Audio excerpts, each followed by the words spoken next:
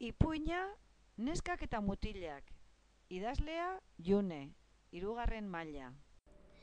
Behin familia batean anai-arreba bi bizi ziren. Biok elkarrekin askotan jolasten zuten. Egun batean neskak eta mutilak hizketan hasi ziren. Neskek esan zuten mutilak izan nahi zutela, eta mutilek esan zuten neskak izan nahi zutela. Orduan burlaka eta txarlaka hasi ziren. Onena mutila izatea da, eta neskak esan zuten ez, mutila izatea da onena. Orduan neska batek esan zuen, izu denok, berdin da neska ala mutila izatea, denok berdinak gara.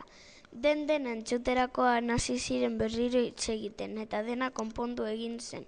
Eta mutilak izan ziren, eta neskak izan ziren.